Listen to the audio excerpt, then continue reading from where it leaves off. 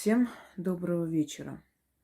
Мы с вами от наших предков слышали часто фразу, что гнев – плохой советчик, что во время гнева принимать решения не стоит, что нужно гнев в себе остудить и только после этого на трезвую голову принимать решения. И это все правильно. Что такое гнев? Это сильное возмущение по поводу какой-либо несправедливости, как кажется человеку. Если гнев неподдельный, если он настоящий, то он может иметь очень разрушительную силу, и он обладает этой разрушающей энергией. Поэтому зачастую очень важно усмирить гнев и в себе, и у своих близких людей, потому что гнев может довести до убийства, до расправы, до суда народного. И вот как быть, когда вы видите, что у человека просто ярость вскипает, и он сейчас совершит ошибку, роковую ошибку, и после исправить будет очень сложно. Я дарила вам такие ритуалы, и один из них, например, от лютости мужа или от мужниной лютости. Хочу подарить вам еще один ритуал, и он сильный, он очень сильный и действенный. Когда я отмечаю рядом сильный и очень сильный, это не говорит о том, что те, где не отмечено, что он сильный или очень сильный, что они так послабее. Нет. Они такие же сильные работы. Просто когда сильная работа или очень сильная работа, это говорит о том, что к этой работе нужно относиться особенно ответственно. Если те заговоры вы произнесете неправильно, они всего лишь не сработают. А здесь, собственно говоря, сила может вас наказать за то, что вы просто так побеспокоили эту силу. То есть о чем я хочу сказать, что если ваш муж там, ну, скажем, покричал на вас, что вот зачем вот телефон мой вот там лежит, а не здесь, это не значит, что вы должны бежать и делать и усмирять его гнев.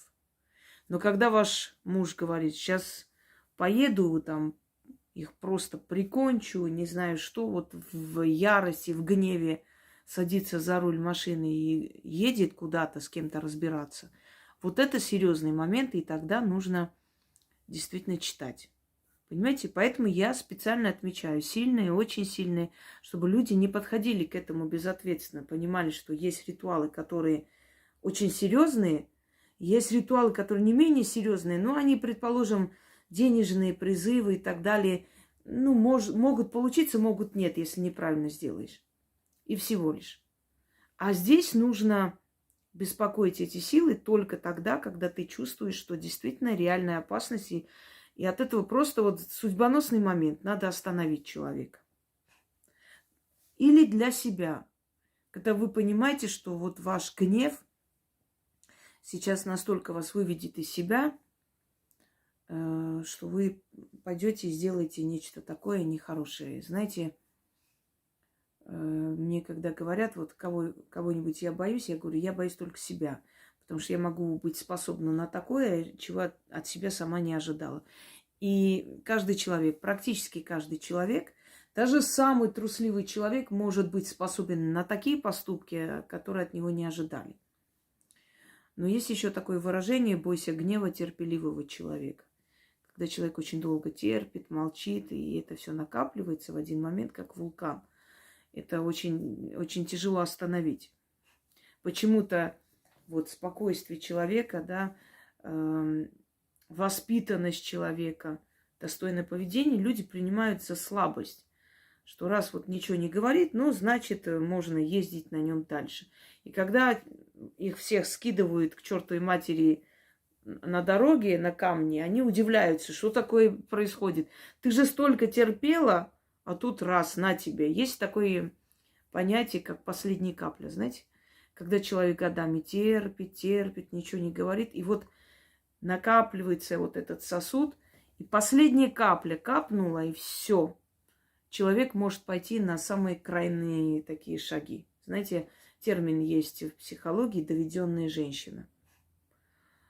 Вот если человека довести, он плюнет на все на свете и просто вот поставит точку. И вот и случаются бытовые такие преступления, о которых потом говорят, что ну что случилось? Вроде, да, он там такой был вот как бы грубоватый мужик, да, было, что там материл, оскорблял, всякое. Ну, она такая была умная женщина, терпеливая. Что случилось, что она взяла, я не знаю, там металлический предмет какой-то и ударила по голове, и все. Вот как, чего? Последняя капля. Очень долго терпит человек, и последняя капля решает все. Вот именно такие люди, они не податливые к гневу. Но если их довести, это будет конец, катастрофа. Знаете, такое обычно мужчины потом очень сильно удивляются, когда женщина, которая терпела, понимала, жалела, принимала, не знаю, прощала миллион раз, и в какой-то момент говорит: да пошел бы ты вон туды. И у них такие глаза: как? Ты же любила. Как же так? Ну ты же столько же лет мы были вместе. Он не может смиряться. Потому что он же привык, понимаете, вампирить. Он привык пить ее кровь. И причем делать это абсолютно безнаказанно, много лет. И в какой-то момент он говорит: да пошел ты, ядрени фени, мать твою. И выкидывает вместе с вещами. Вот. Такой вот всплеск гнева. Так что я хочу сказать, что гнев не всегда плохо заканчивается. Иногда гнев – это такой толчок некий поменять свою жизнь. Но мы сейчас говорим немного о другом гневе, о ярости такой, которая разрушительна. То есть вот успокоить нужно. Вот там ваш сын узнал что-то о вашей снохе, и просто готов сейчас вот прям взять, поехать и что-то там сделать. И вы понимаете, что это судьбоносный момент, надо его удержать. Или, по крайней мере, сделать так, чтобы то, что он намерен сделать, чтобы он не сделал, чтобы он не трогал ее. Вот как быть? Начитывайте.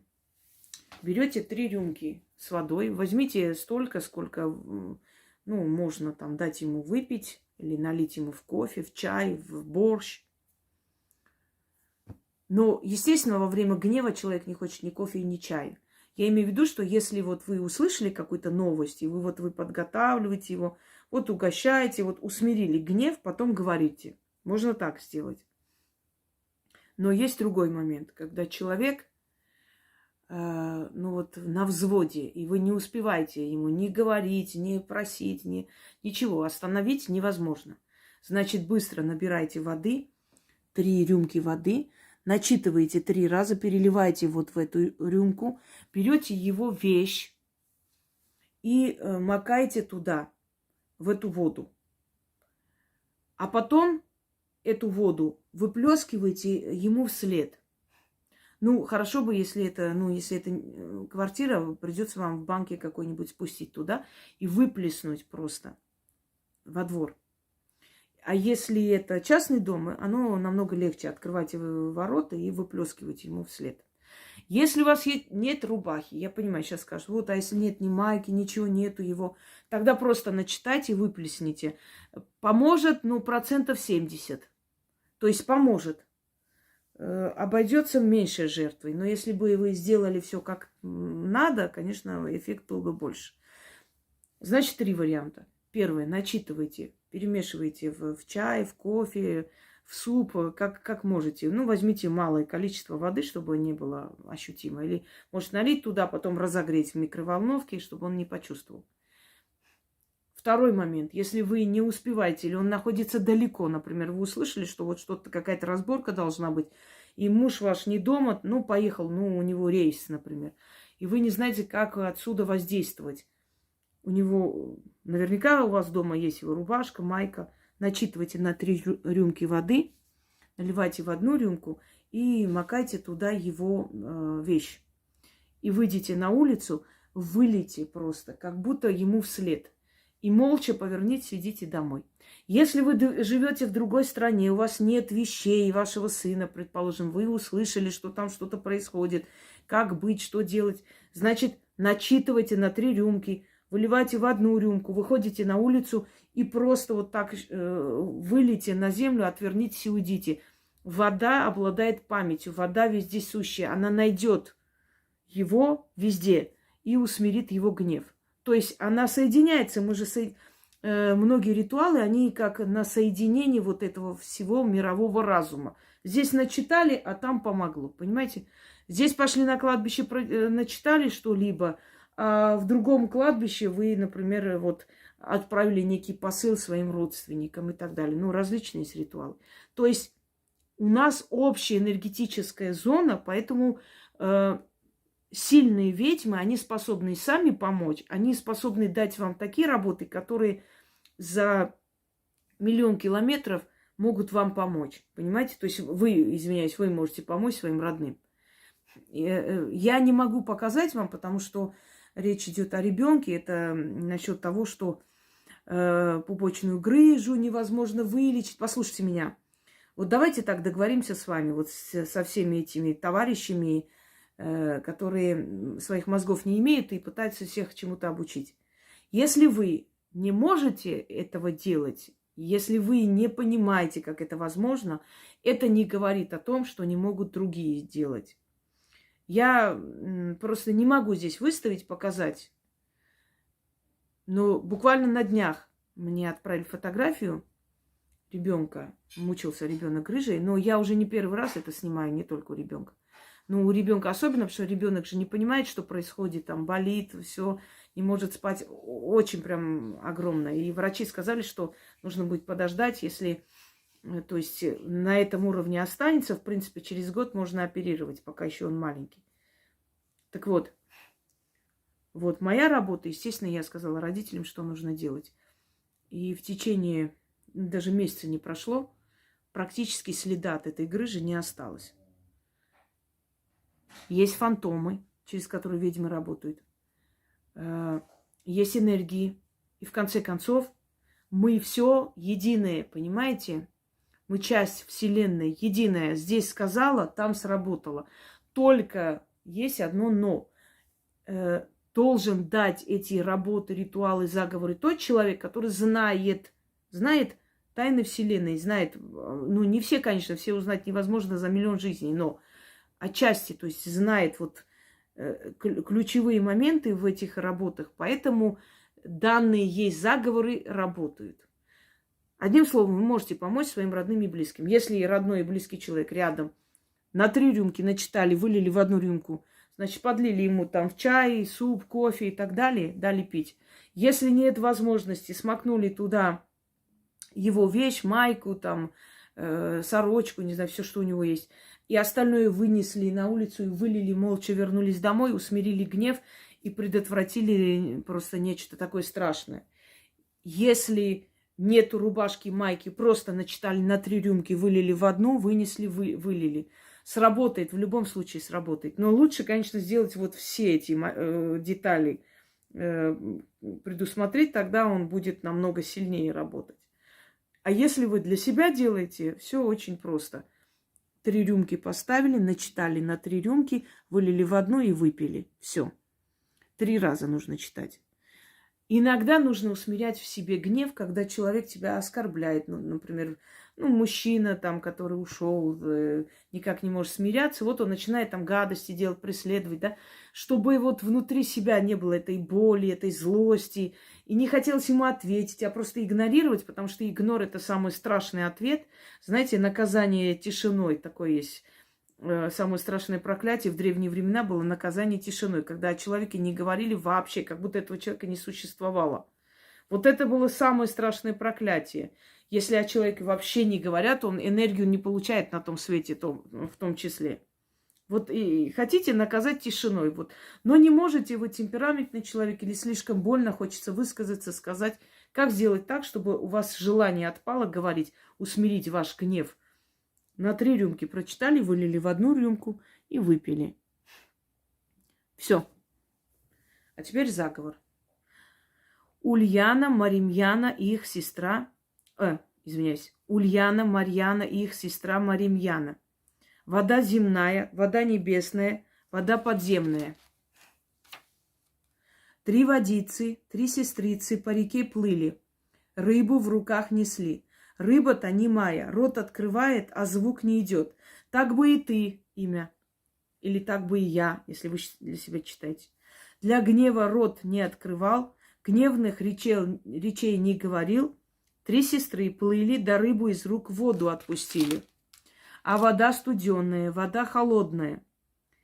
Ты вода камни омываешь, да гнев его имя охлаждаешь. Моим речам внимай, волю мою исполняй, злобу и гнев усмири и охлаждай. Злость усмирись, гнев уймись, разум охладись, ярость остудись. Заклято. Еще раз. Так. Ну, рассчитано на 3 воды. 3 самые основные воды. Это земная, небесная, подземная. Но есть еще внутренняя, есть другие водные пространства. Мы сейчас об этом не говорим. Основное 3 считается. Все остальное входит в эти 3 категории. Если для себя читайте, говорите мне, для меня, да, я думаю, что учить не нужно. Если знает человека, его имя и имя. Ульяна, Марьяна, их сестра Маримьяна. Вода земная, вода небесная, вода подземная. 3 водицы, 3 сестрицы по реке плыли, рыбу в руках несли. Рыба-то немая, рот открывает, а звук не идет. Так бы и ты, там Ваня, Вася, Андрей и прочие. Для гнева рот не открывал, гневных речей не говорил. 3 сестры плыли, да рыбу из рук в воду отпустили. А вода студеная, вода холодная. Ты, вода, камни омываешь, да гнев его охлаждаешь. Моим речам внимай, волю мою исполняй. Злобу и гнев усмири и охлаждай. Злость усмирись, гнев уймись, разум охладись, ярость остудись. Заклято. И еще раз. Ульяна, Марьяна, их сестра Маримьяна. Вода земная, вода небесная, вода подземная.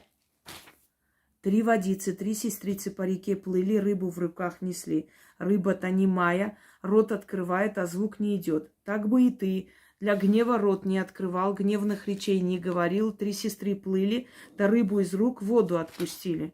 А вода студеная, вода холодная. Вода, ты вода камни омываешь, да гнев его охлаждаешь. Моим речам внимай, волю мою исполняй, злобу и гнев усмири и охлаждай. Злость усмирись, гнев уймись, разум охладись, ярость остудись. Заклято. И вот так вот берете, вот все эти переливайте в одно. Если для себя, значит, выпивайте. Если для человека, я, в принципе, все объяснила. Здесь откуп не нужен. Здесь откуп ваше вот это состояние, спокойная энергия радости, когда все получается. Все, всем удачи.